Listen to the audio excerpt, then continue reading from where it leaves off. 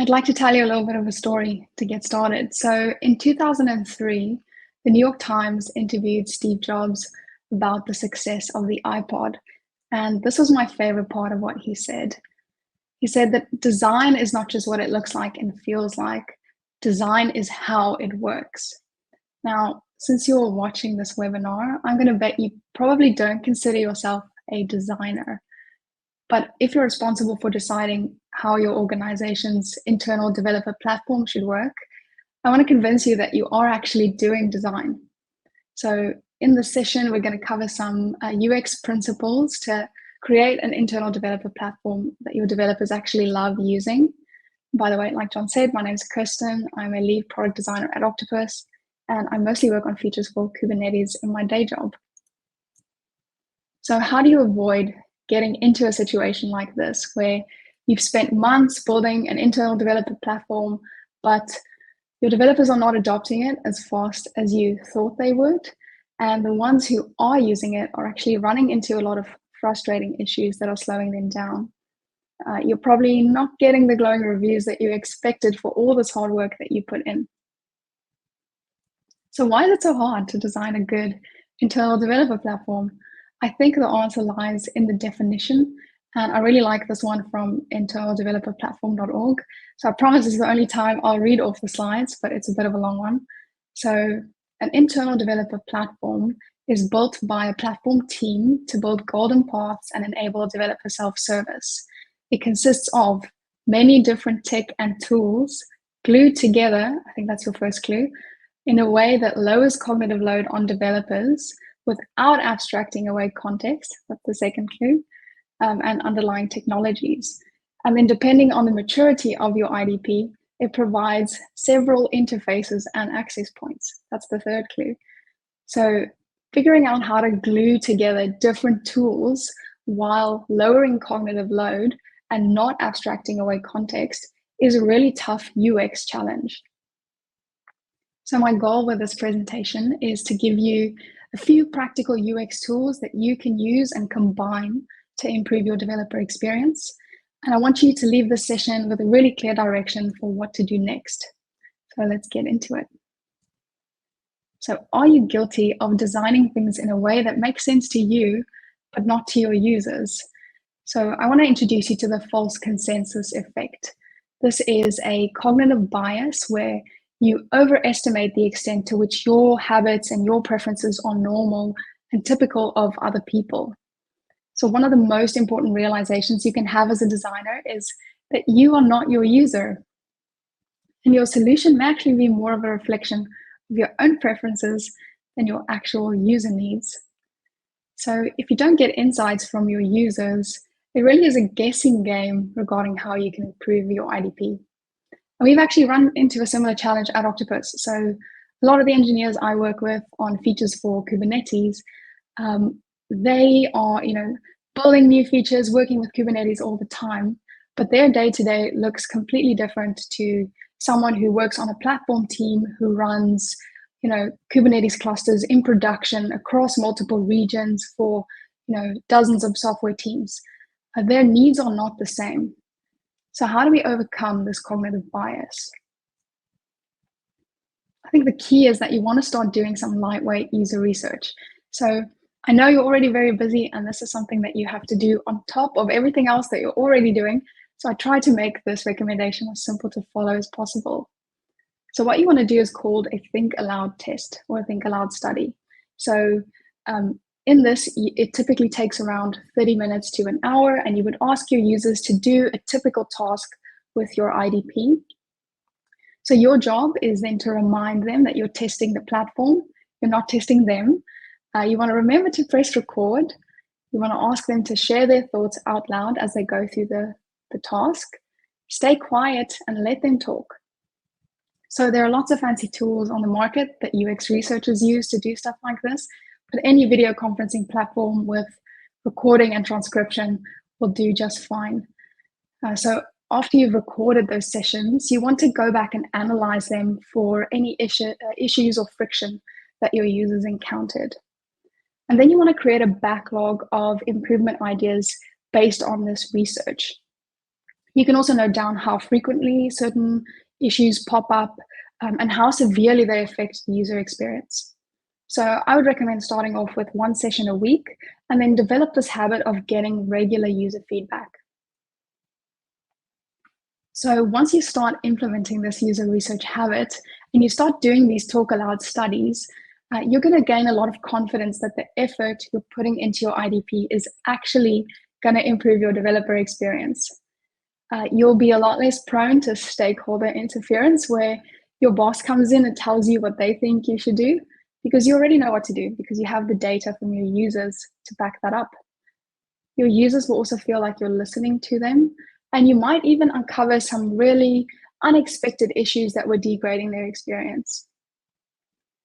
So in addition to what you learn from your users, I've curated 3 UX principles that apply to IDPs to help you decide what else to work on. So in the 1980s, John Carroll and Mary Beth Rossen were researchers at the IBM User Interface Institute, and they came across a really interesting phenomena that they called the paradox of the active user. So they found that users were not reading the manuals that came with their computers. Instead, they would just start using them. And this meant that they would run into issues and they wouldn't know what to do. The paradox is that it would have been better for the users to actually read some docs up front, build up some foundational knowledge, and then start using their computers. But humans are not rational. And another lesson that we need to learn is that we need to design for the way that our users actually act instead of how we wish they would act.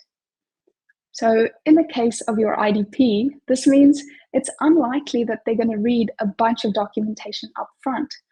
Your users are going to be much more motivated by a specific task that they want to accomplish. Now, this doesn't mean you don't need documentation.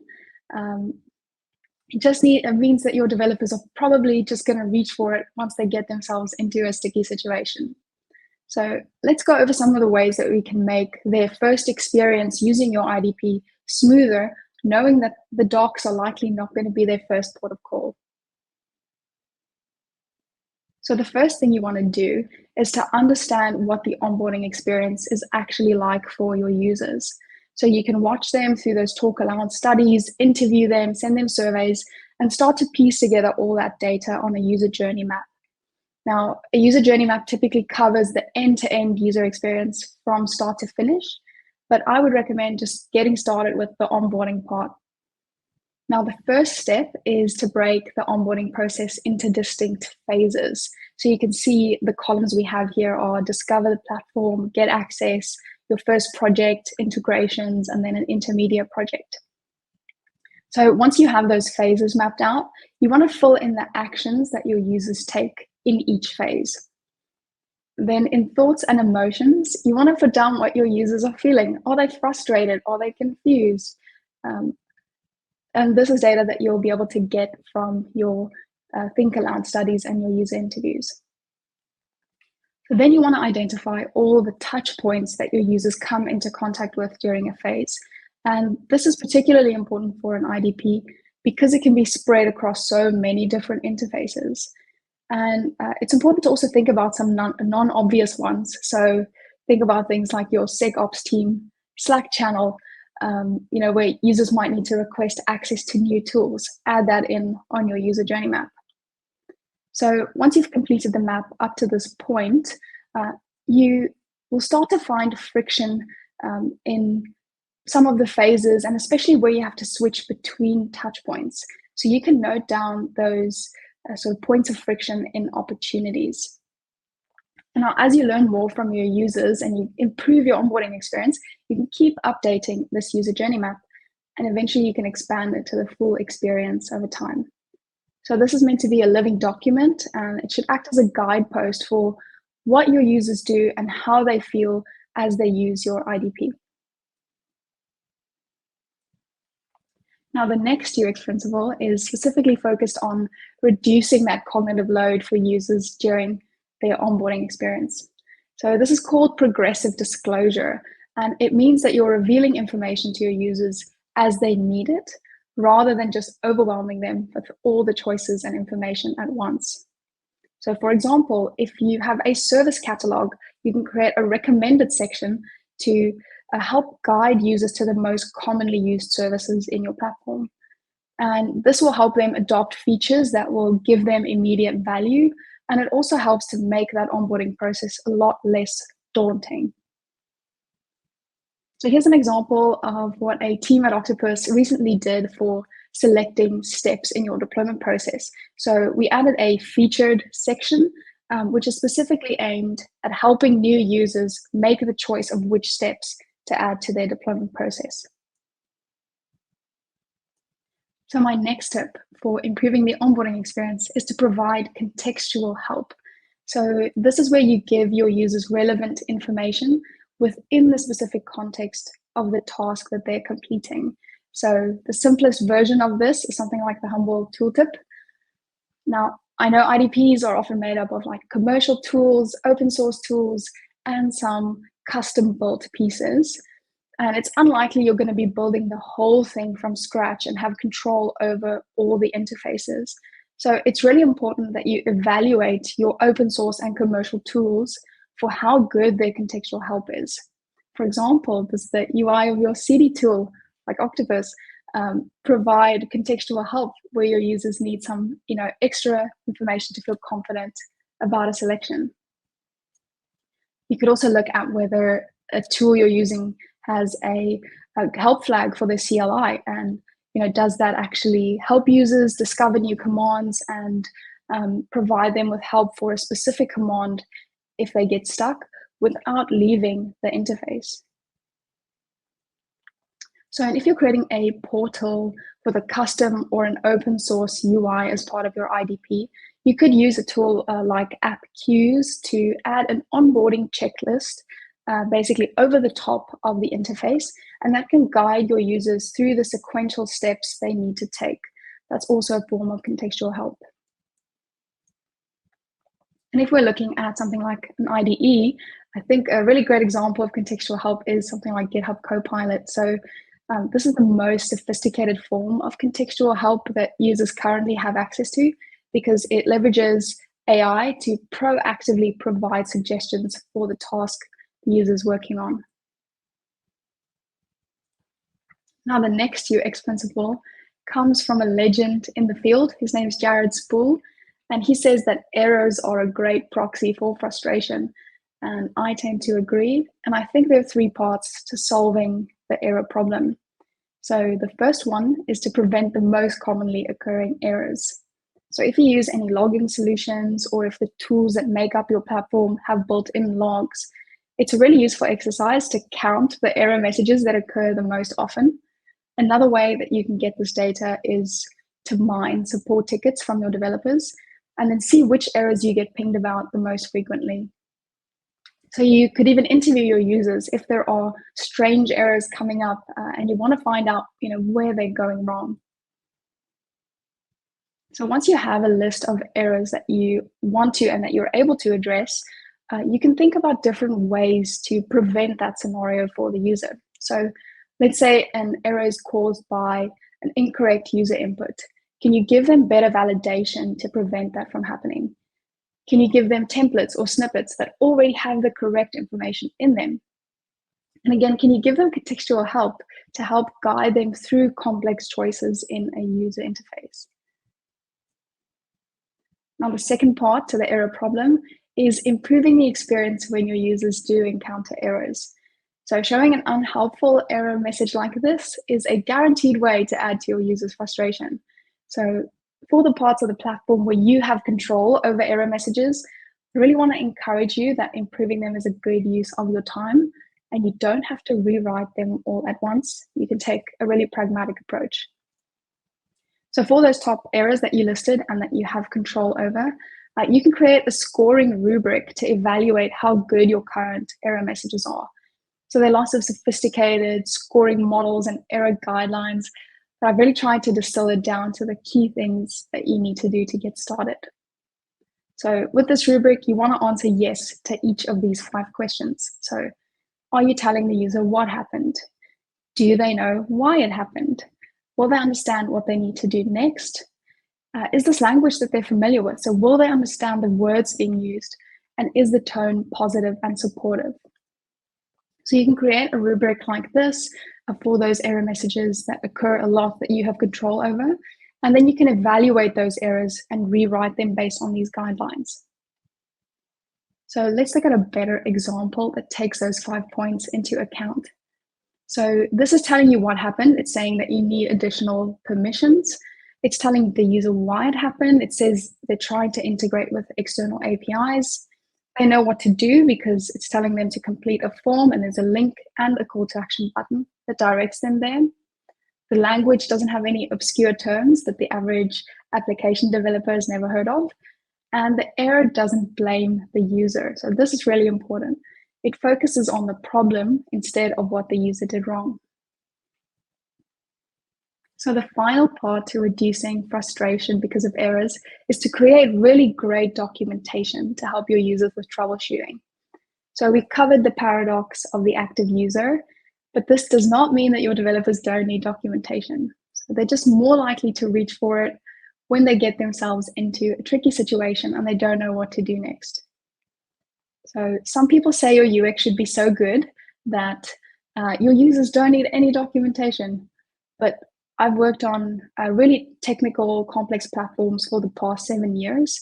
And in my experience, docs are key when you're designing for technical users who are doing challenging work. So this is not the same as using Instagram or Uber. The next thing you want to do is to provide step-by-step guidance in your docs for new or complex tasks. So your users might try something on their own first and then decide that they actually want to follow a guide if they get stuck. So you want to break that into manageable steps with really clear subheadings. So try and make your guide as linear as possible. If there are some side quests that your users need to go and do, like create an account in some tool or run a command in the terminal, put all of that in the guide and make it linear. So this way, they don't need to have 12 different tabs open to figure out what they need to do next. Now, the next principle we're going to cover comes from the field of cybernetics, and it's called Ashbys Law, or the law of requisite variety. Now, I've got the official complicated version on the slide, but in simplified terms, it basically says that the system needs to match the variety of its environment to survive. So how does this apply to an IDP? I think it can be really tempting to oversimplify an internal developer platform and to try and force as much standardization as possible. But if your system doesn't meet the complex demands of your user's environment, it just won't survive in the long run. So I think there are two parts to applying Ashbys Law to improving your user experience in your IDP. So you want to be able to handle the complexity of your user's environment, and you want to be able to keep up with the changing nature of the environment. So as your users become more proficient in using your platform, they're going to bring more and more complex scenarios to it. Users don't stay beginners forever, and so don't forget about your advanced users. In the field of UX, there are 10 usability heuristics that were created by Jacob Nielsen in the 90s, and heuristic number 7 is called flexibility and ease of use. And this heuristic is all about making sure that your system caters to both inexperienced and experienced users. So you can do that by providing advanced options like we have here in the example that make a configuration more customizable. Another way is to give advanced users access to things like shortcuts or automations that let them do repetitive tasks faster. So basically what you want to do is provide multiple ways to achieve the same task, but cater to different levels. So the main thing to remember is that you don't want to oversimplify at the cost of your advanced users. You have to think about both. Now, the last part to Ashbys Law is all about being adaptable. So we've seen so much change in the technology landscape over the last year. Many companies don't exist anymore. Large language models are now part of our daily lives, and the amazing open source community like CNCF, they just keep building really cool new tools. So you don't want your platform to become stale, and to no longer match the environment that your user is in. Your platform should be modular and it should be able to adapt to future changes. And this is a really key part to ensure that it keeps getting used. So this may even affect how you architect your platform. And now I'm getting back to what Steve Jobs said in the beginning, which is that design is not just what it looks like and feels like. Design is actually how it works. So the first thing you should do after watching this session is to start getting user feedback. So that's really going to help you build a backlog that's based on user research. And then you can focus on onboarding, on errors, and on the adaptability of your platform. So if you do those things, the people who are already using it are going to have a better experience. They'll be more productive and they'll tell their colleagues. And then this creates a virtuous cycle where the more feedback you get, the better you make the platform, the more users you get, and the more productive your developers become. So your IDP can actually end up in a situation where it just keeps improving your developer experience over time. And that's the power of investing in UX. So here's a cheat sheet for all the things that we covered today. And if you have any questions or feedback, I'd love to hear from you. So you're welcome to reach out to me via email. And thanks so much for joining.